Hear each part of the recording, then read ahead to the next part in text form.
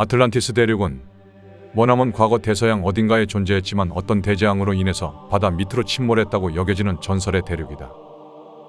하지만 이 대륙이 결코 상상의 산물이 아니라는 것을 증명하는 여러 자료들이 현대에 들어 하나둘 나타나고 있다.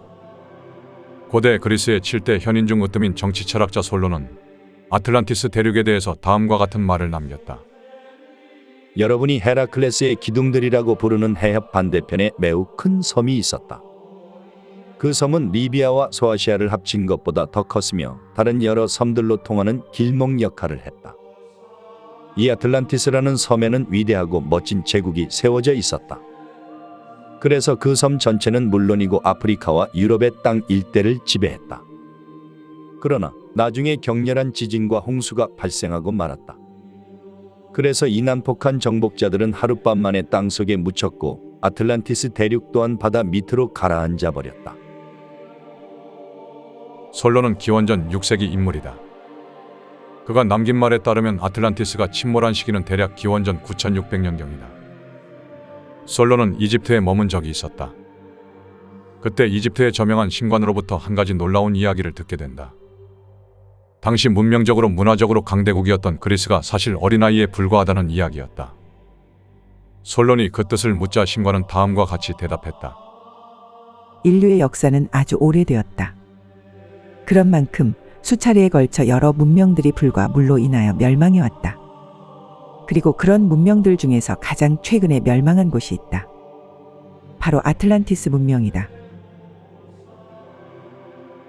고대 그리스의 대철학자 플라톤은 그의 저서 크리티아스에서 아틀란티스 문명에 대해서 다음과 같은 기록을 남겼다. 아틀란티스 섬의 높은 곳에는 거대한 도시가 건설되어 있다. 도시의 삼면은 산으로 둘러싸여 있고 중앙에는 넓은 평원이 펼쳐져 있다. 이 광활한 평원에는 곳곳에 수로가 깔려 있고 온갖 식물이 관리되는 거대한 농장이 들어서 있다. 아틀란티스에는 거대한 항구 도시도 있는데 그곳엔 차거나 뜨거운 샘물이 넘쳐나서 시민들은 그 물을 이용하여 풍족한 삶을 꾸려 나갈 수 있다. 그들은 목욕하는 것을 즐긴다. 주로 하늘이 보이는 노천탕을 이용하고 겨울이 되면 지붕 덮인 목욕탕을 이용한다. 여기까지가 고대 정치가와 고대 철학자가 묘사한 아틀란티스에 대한 내용이다. 2000년이 넘는 시간이 흘렀지만 사람들은 여전히 솔론과 플라톤의 말에 귀를 기울인다.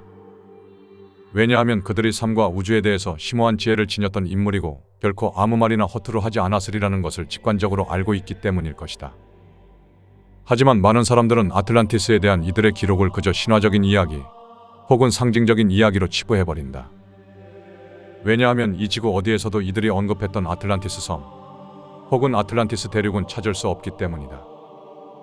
물론 어느 날 갑자기 찾아온 대재앙으로 아틀란티스가 완전히 침몰해버렸다고는 하지만 우리가 그 진위 여부를 알 길은 없다. 이쯤에서 본론으로 들어가 보자. 에드가 케이시는 20세기 초중반에 활약했던 잠자는 예언자로 불리는 미국의 초능력자다. 내담자의 이름과 생년월일 그리고 태어난 장소만 알게 되면 그는 전생을 포함한 그 사람에 대한 모든 정보들을 낱낱이 읽어낼 수 있었다. 내담자가 그가 전혀 모르는 사람이거나 지구 반대편에 위치한 사람이라도 조금도 문제되지 않았다. 에드가 케이시가 발휘했던 이 초능력을 사람들은 라이프 리딩이라고 부르고 있다. 에드가 케이시의 리딩을 신뢰한다면 아틀란티스는 명백하게 존재했던 대륙이 된다. 왜냐하면 케이시가 수만 명의 사람들을 상대로 라이프 리딩을 했을 때 머나먼 옛적 아틀란티스 대륙에서 살았던 전생을 지닌 사람들이 부지기수로 나타났기 때문이다. 케이시는 아틀란티스 문명에 대해서 다음과 같은 의미심장한 말을 남기기도 했다. 피라미드 속에는 아직 열리지 않은 어떤 방이 있다.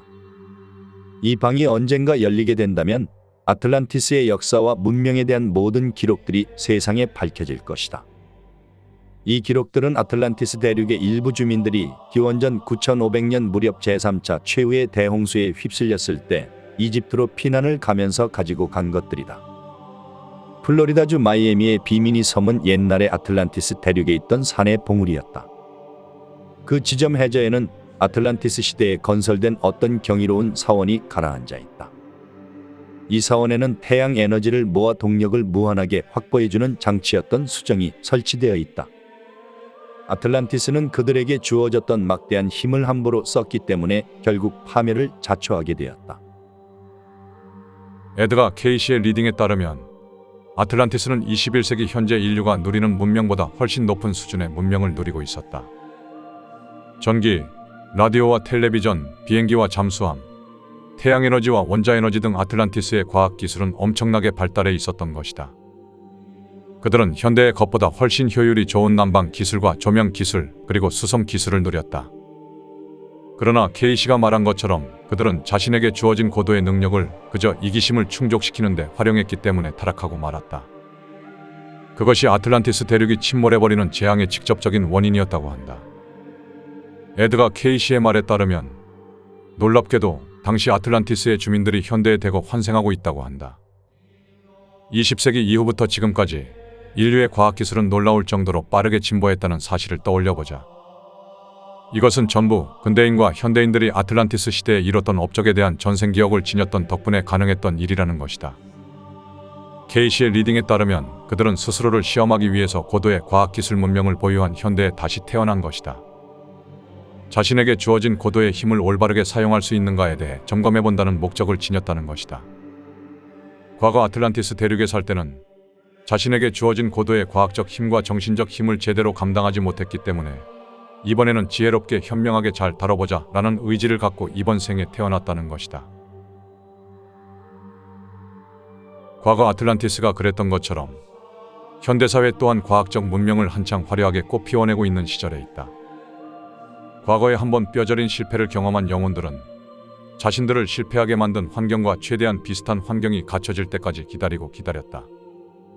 그리고 마침내 과학기술이 급속도로 만개하는 20세기부터 21세기에 걸쳐 부지런히 이 인간 세상에 귀환하고 있는 것이다. 현대사회는 그들에게 재시험의 기회를 제공하는 두 번째 시험장이라고 말할 수 있다. 과거 아틀란티스의 과학적 영광을 누려본 기억의 무의식적인 작용을 받는 사람들은 가히 기적과 같은 과학적 발전을 이 인간 사회에 가져다 주었다. 과연 전 아틀란티스인들은 과거의 실패를 만회할 수 있을까? 과학기술은 쓰나미처럼 범람하는 반면 도덕과 양심은 쓰레기처럼 버려지는 시대에 그들은 자신의 영적인 사명을 성공적으로 완수할 수 있을까? 자신의 손에 쥐어진 고도의 과학기술력을 오용남용 악용하지 않고 올바르게 이용해야 한다는 사명을 잊지 않고 실천할 수 있을까? 케이시의 라이프 리딩에 의해 전생에 아틀란티스인으로 살았던 것으로 밝혀진 사람들이 있다. 그중 몇 사람을 소개해볼까 한다. 첫 번째, 전 아틀란티스인. 어떤 젊은 여성은 이상할 정도로 비행기 조종에 열광적이었다. 이 젊은 여성은 아틀란티스에서 살았을 때 조종사와 통신 기사로서 활약한 경험이 있는 것으로 리딩되었다. 케이시가 한창 활약하던 시절은 1900년대 초중반이다. 만약 어떤 사람이 보이는 타고난 재능과 관심사가 과거 전생에서 비롯되는 업력에 의해서 나타나는 것이라면 1900년대 초중반에 케이시에게 리딩을 받았던 이 젊은 여성의 남다른 경향 또한 과거 전생에서 비롯되는 것으로 받아들여야 한다. 누구나 흔히 알고 있듯이 인류사의 비행기라는 교통수단이 등장한 지는 기껏해야 100년이 조금 지났을 뿐이다. 그렇다면 비행기 조종에 열광적이었던 그녀의 경향은 도대체 어디서 비롯되었던 것인가? 이 세상에 원인 없는 결과는 없는 법이다. 유독 비행기 조종에 열광적인 관심과 재능을 보였던 이 젊은 여성의 경우는 현대의 문명과 비등한 수준이었던 까마득한 과거 아틀란티스 문명의 원인을 두고 있는 것으로 해석해야 하는 것이 마땅해 보인다. 두 번째, 전 아틀란티스인. 어떤 미용사는 한 살 무렵에 소아마비에 걸려 다리에 발육이 멈췄다. 그래서 여태껏 지팡이와 부목에 의존해야만 걸어 다닐 수 있었다.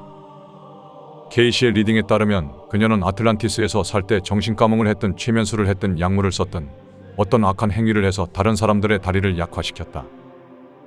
남의 뒤를 겨우 따라다닐 정도로 만들었던 것이다. 이런 전생의 잘못으로 인해 이번 생에 그녀는 다리에 장애를 얻게 되었다. 앞에서 케이시가 언급했던 대로 과거 아틀란티스인들은 자신에게 주어졌던 과학적 힘과 정신적 힘을 오남용하는 바람의 대재앙을 맞이하고 말았다.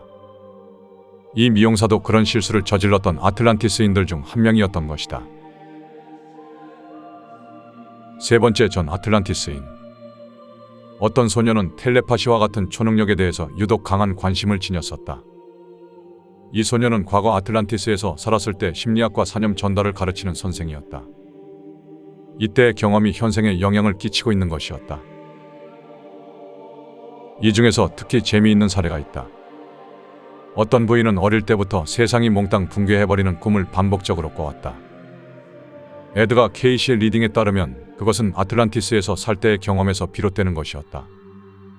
그녀는 전생에 아틀란티스 대륙의 침몰을 몸소 겪은 것이다. 그때의 무서운 경험은 영혼에 깊은 자국을 남겼다. 그래서 잠에 빠진 동안 마음의 빗장이 풀리게 되었을 때 그녀에게 그 무서운 경험이 반복적으로 떠오른 것이라 볼 수 있겠다. 아틀란티스 유적을 발굴하려는 직접적인 작업은 2000년대에 이르러서야 가능했다. 고해상도 지상 촬영 기술이 개발되면서 본격화된 것이다.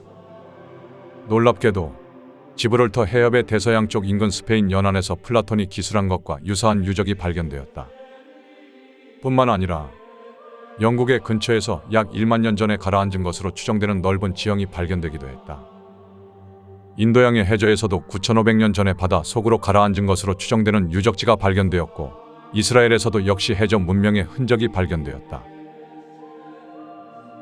우리가 알고 있는 것이 전부가 아닐지도 모른다. 상식은 안전한 만큼 감옥이 될 위험이 있다. 아무래도 이 인류의 역사는 우리 인간의 상식과 상상을 뛰어넘는 방식으로 진행되고 있는 것 같다. 우주적인 일을 보다 생생하게 목격하기 위해선 우리는 우리가 고수하는 인간적인 관점과 인간적인 시야를 기꺼이 내려놓아야 하는지도 모른다.